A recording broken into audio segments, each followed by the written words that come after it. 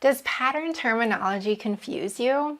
If you're a beginner sewist, beginner pattern maker, or an aspiring designer, there are certain pattern making terms that you should understand.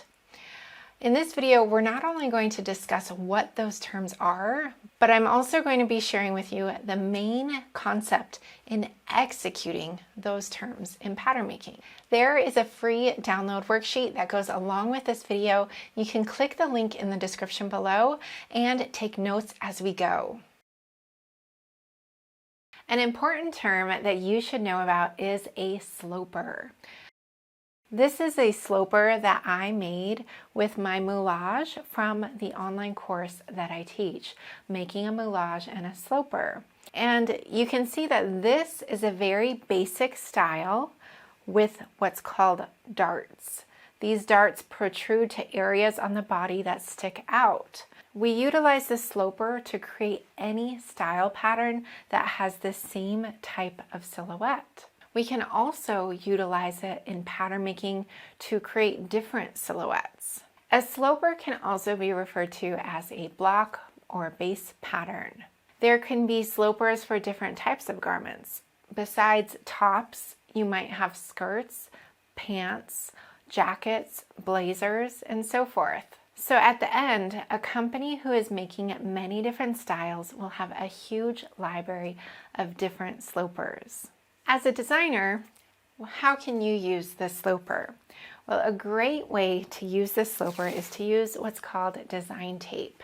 And you can use the design tape to start designing your styles.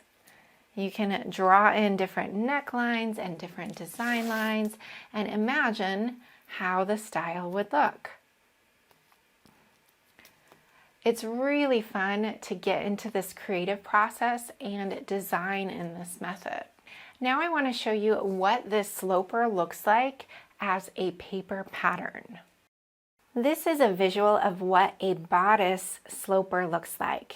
A bodice simply means the upper portion of the body. And we have what are called darts. If you haven't watched the previous video about what darts are, you can go back through the link in the description and watch that video to understand what these darts are. You're going to want to do that before we get into other terminology in this video. So in the fashion design book, you're going to see that we have some pages with bodices. This is a bodice. It means it's the upper portion of a top. And you can see in these examples that we have many common locations for darts. Those darts can move around as you wish as the designer. That's the fun part about designing. So we have the sloper with multiple darts on it. This is the front and this is the back. And we have what's called a grain line. The grain line on the pattern refers to the direction of cutting on the fabric. So if we have our fabric, this is a muslin fabric, or it's called calico in the UK. So I've opened up my fabric here. I have the raw edge here where the fabric was cut, and then I have what's called the selvage. The selvage is what is the edge of the fabric, and the loom has multiple holes for needles that hold the ends of the fabric in place. So we have two ends with selvages, and the grain line, a straight grain line, is parallel to the selvage. So we would place the pattern on the grain line parallel to the selvage here. And we would place that grain line parallel to the selvage just like that. Now let's say this grain line here was at a 45-degree angle. That means we would place it diagonally. And when we place a pattern piece diagonally, which is normally straight, that's considered the bias. So the 45-degree angle is bias, and that's because the fabric has a stretch in the bias for woven fabrics. Sloper patterns are often made on what's called oak tag or oak board, which is a thick cardstock paper. You can also use something like poster board, and by utilizing the pattern in a thicker paper, We can make tracing of it very quickly onto pattern paper when we're making style patterns. So we use the sloper to create our style patterns later on. Let's look at some different sleeve examples on commercial or indie sewing patterns. We have many different markings on these patterns. The first thing you'll notice is that grain line, like we just talked about. Then we see the amount we need to cut. That means we're cutting 2 of the sleeves. And whenever it says cut 2, it means that you've cut the fabric on the fold, so you get a mirrored piece, right and left sides, because the pattern is not symmetrical from the front to the back. So cut 2 means your fabric has 2 layers together and you're placing the pattern on it to get mirrored pattern pieces. Let's talk about seam allowance. So every pattern has what's called a seam allowance, and that is the distance between the cutting line and the sewing line. Now, most patterns don't mark the seam line on the pattern. And in case you want to make any pattern or fitting corrections, you have to mark the seam line on the pattern. You should always read the pattern to see what seam allowance width there is, because you can see there are differences between different patterns. This one is 3/8 of an inch, which is 1 centimeter, and this one is 5/8 of an inch, which is 1.6 centimeters. So if I were measuring a pattern or making any corrections, I would always measure seam line to seam line, not cut line to cut line. That is one of the biggest mistakes most people make when they're using sewing patterns, is that they're not marking the seam line when they need to measure it or make adjustments.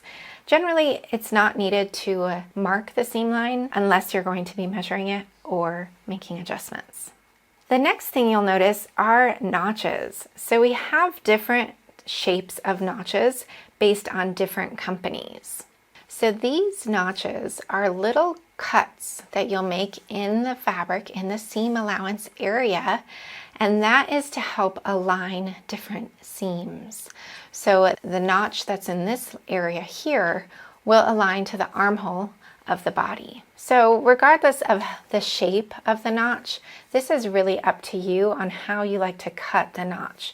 Some people will actually do an outside cut of the notch, which is definitely an option. That would look something like this. We're drawing a triangle, we're cutting along the outer edges. And that way we can clearly see where is that triangle, how can we match that with the other part of the pattern piece. I prefer just cutting a little slit and matching one slit to one slit. It just saves a little bit of time than doing the whole triangle notch.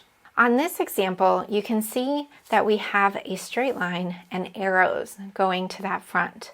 We call the center of the body the center front and the center of the back center back. When you have a line with 2 arrows and it states fold, that means you have to place this on the fold. That's really important when you're cutting the fabric out. Now, what are these little indications over here? These are the size indications. And these indications on the inside of the pattern indicate the seam line. So on some patterns, you will notice little circles. Those are indicating the seam line positions. Now we're going to get into more complex topics, and this has to do with taking a sloper and turning it into a style pattern. So in order to do that, when we have multiple darts, we need to shift the darts around to eliminate the darts. This is called dart manipulation, whenever we're moving darts or closing them. So I've taken my sloper pattern and I've cut my darts out. And then I've used tape to join those darts just to know the exact positions. I've marked little X's between the lines so that I can reutilize this over and over again when I'm creating a style pattern. So dart manipulation. Let's say we want to take this 4-dart sloper and turn it into a 2-dart sloper. This is getting a bit more advanced, but we'll slash this open. I slash along that line as my reference position so that I can always reutilize this again. Then I have to cut to the apex, which is the high point of the bust. And then I would slowly begin to close my other darts. You can see this dart is getting bigger now. This is called dart manipulation. And then if I close this dart here, we can see it's distributed between the lower and the side darts. This now has become a 2-dart sloper. The darts are wider here and they've been closed here. If we were to take this sloper and use it for a style pattern, we would back off the point of the dart to be further away from the apex, because we don't want a very pointy apex on style patterns. Let's talk about different terminology when it comes to making pattern adjustments for the fit and for silhouettes. So these are pattern corrections that we've done to adjust the fit of a sleeve. We have slashed and spread, meaning we've opened the pattern in these two areas to increase the bicep, elbow, and cap width here. This is called slash and spread. Slash and spread is also explained in the fitting book, page 19. And you'll notice that many of the pattern corrections in here, which improve fit, have to do with slash and spread or slash and close. So in this example here, we have slashed, meaning cut the pattern, and we've closed this amount. We've overlapped the pattern to reduce the bicep, elbow, and sleeve cap. So these are sleeve patterns, and this is the arm of the pattern, and this part gets sewn into the body. So we have slash and spread, and we have slash and close. Now, when we're talking about designing, we are often utilizing slash and spread and slash and close to achieve different silhouettes. So this goes beyond fitting. I want to give you some examples of a slash and spread option so that you can understand how this affects the silhouette of a garment. If you're enjoying this video, please hit the like button so more people can view it, and the knowledge will spread throughout the community. So we're going to take a regular t-shirt pattern. This is the front of the pattern, and we're going to use the slash and spread method to create a looser fitting style.